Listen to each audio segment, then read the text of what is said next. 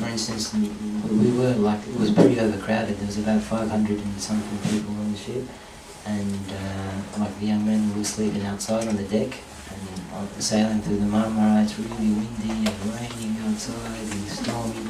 We're all laying next to each other on little blankets out on the deck, eating out of canned food, and everyone was patient. No one was, trying to be selfish or trying to rush people or create morals. And luckily, the journalists had their own little room, so they didn't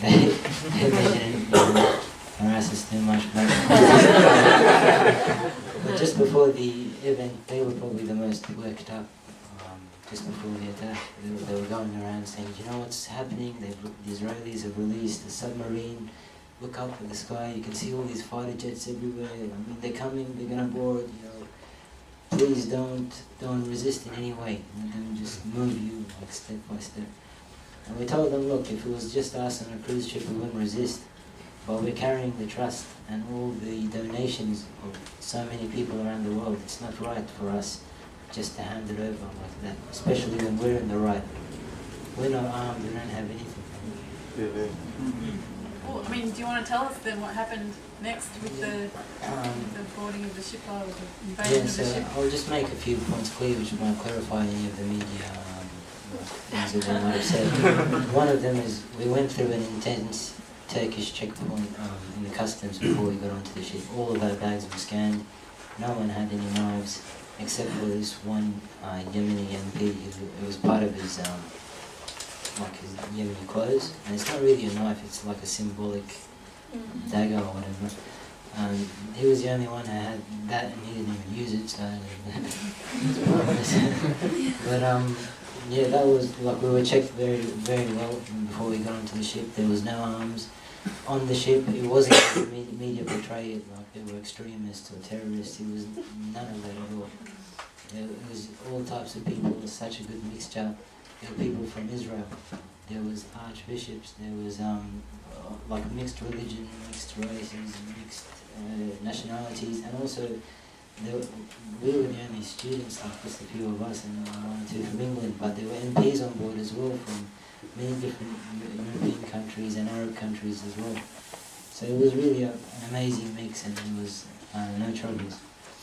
On the fourth day, and early in the morning at sunrise, the night before, we started feeling a little bit of heat because we could start seeing all of the fighter jets going around trying to intimidate us with their flashy lights. And we were just looking at them, like, wow, for the first time these ones are hovering over us, and they're looking down at us, and we waved at them and then we began to see these two lights in the distance, which were in the sea, which were distinct because they weren't our ships that were surrounding us, they were warships. And the media room, they had a little TV there which was connected to satellite or whatever, and on that they'd show Israel was releasing submarines, and they were releasing warships with capabilities of taking planes off them, and like all types of things, and they were really boosting up that they're coming and they're going to board the ship. And then some of the people were getting a bit worried. Like I said, it was mainly the press, but when they walk around and look at us, the mood was still good, and we were all relaxing. And we said, it doesn't matter what we're going to do, we're going to stand by our thing. We're not going to let them to take over the ship because it's not their ship and it's not their goods and it's not their right. As simple as that. We're not going to attack anyone. We don't have anything. We don't have knives. We don't have any weapons on board. So that was how it was. And the whole night, some of us, most people were asleep, but a few of us, and I was as well part of that, we stood surrounding the ship and just standing, looking down at the waters to make sure there was no little ambush, or because we expected they were trying so much to weaken the morale on board to intimidate the people. We expected they might try to do something like send scuba divers and make a jolt, or I don't know. So we were just watching carefully to make sure that not from our post we weren't getting ambushed or sabotaged. And we saw those ships getting closer and closer. There were two of them. At maybe 4 o'clock in the morning, We'd been up all night, just a few of us. Most of the people were asleep inside the cabins. And we suddenly saw those two ships release these things that looked like sharks in the water. They were like black sharks that just came flying at us within seconds in an amazing speed and just surrounding the ship. And we're like, whoa, what's that? You know? And we saw it, they were called Zodiac speedboats, which I've never seen any before. They're really sharp and thin, and they carry about 20 soldiers on them. And that was the first time we saw the soldiers. They just came up really close, and they were all dressed like from head to toe in just full military gear, tactical response teams. Like their faces were covered, helmets, bulletproof vests, guns, rifles, like fully like special forces in the movies. You can describe it. And it was starting to get a little bit tense, but no one really was panicking. We still stood by the end of the ships, and we started telling them, "You're not getting on board." We started shouting, "You're not getting on board." And then they started to fire. Actually, the back of the ship at the bottom is the most vulnerable part of the ship. And if the soldiers want to board, that's where they're going to board, because it's the lowest, and you get on there, then you move through the levels, and you get to the top. So I was lucky enough to be standing at the back there, and I took my position seriously. Like I really wanted to. I didn't want any soldiers to get on here unjustly and take these donations that the people had given and stop this. I'll stop it with my buddies by how we felt. When we were standing there, and they began to fire from paintball guns, like tear gas and flashbang grenades. If you guys are familiar with that, it's like a grenade which makes a massive white flash and a really loud sound, and it sort of stuns you, like you start falling over for a couple of minutes and you can't see straight, all the sounds blurry. So they'd started throwing those again and again and again, and stun grenades, smoke grenades, and these paintball pellets inside which had tear gas. And they expected that straight away we'd flee from the back and run inside and get covered and hide. But to the contrary, we stood there the whole time they were throwing them. Some of the Turkish who were with us at the back, they managed to use a cloth or grab a glove, and they pick up the grenade before it exploded and chucked it back. One of those that I saw didn't even get into the ship, but because it was so close to the Zodiac boat, the soldiers fell out of it. So yeah, it was. Then we started to feel like the morale boost, like look at these guys, They're dressed from head to toe, we've got nothing. The special forces, but look at them. And then we started to realize, like, it's no longer about your equipment and your training and all of this. It's the heart, and these people are terrified of us for some reason, And some of us had sticks, and these sticks we'd broken it off from the staircase. Like if you know how a staircase in a ship, and there's these wooden parts of it. Yeah, they broke them off. They're no thicker than the end of a broomstick, and they're about maybe this long. And as the soldiers were firing, and there were these stun grenades and paintball bullets, whoever had the stick was like tapping on the back, like hitting at the back, saying, "Oh, you're not coming on, we're not letting you on," and defying it pretty much. The soldiers tried to throw on their hooks to get onto the ship, and those were thrown back off. And we just kept standing there, and they really expected us to flee. That was their plan number one, get on from the back, and we didn't budge. And we're really happy about that. And then when they realized that wasn't working, after so many flashbang grenades and so many paintball bullets, that's when they called in for the helicopters. And we didn't even realize what was going on, but suddenly we started hearing these helicopters come really quickly over the top of the ship. And we're like, oh, they're going to try to get onto the top.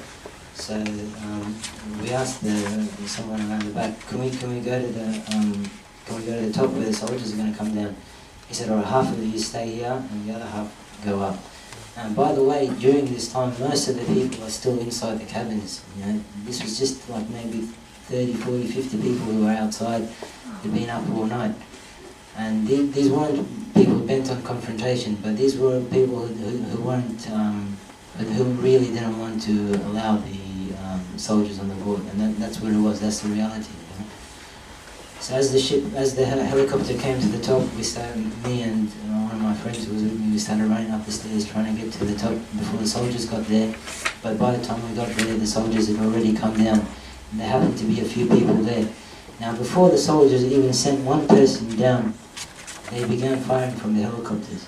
And I could hear it as I was going up. I could hear it, just live rounds. And as I got up, I started seeing already. As soon as I got onto the surface, I didn't get right to the top one, but to the second level on the top. As soon as I got out, I saw blood on the floor and live bullets. And this is before one soldier even came down. And I could hear in the background just bang, bang, bang, bang, just the shots fired from the helicopter. Indiscriminately. It didn't sound like they were targeted. It wasn't one off. It was just firing machine gun rounds into the ship. I looked down, the bullets I could describe them to be like at least that big.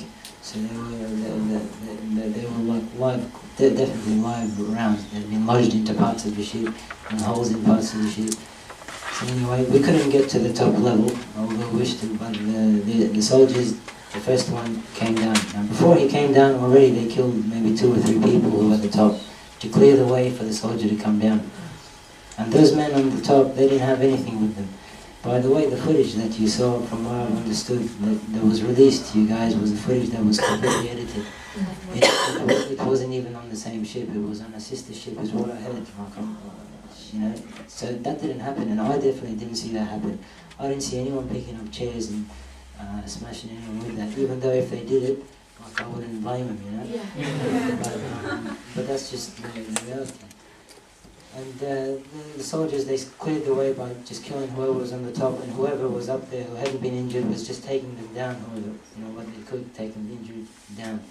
And so very quickly the top level where the captain was empty, other than the captain inside his little cabin. I was on the second call, and I knew the soldiers are coming down, and now there started to be a little bit of chaos inside the ship. There was basic medical supplies, which was what the ship usually takes for its a journey like this, if it wasn't heading to Gaza, like on a normal convoy. And they started opening that. Now my wife is studying nursing, and my sister was studying pharmacy. She's studying journalism now. They were woken up as soon as the gunfire, and they were told, look, you guys know something's out.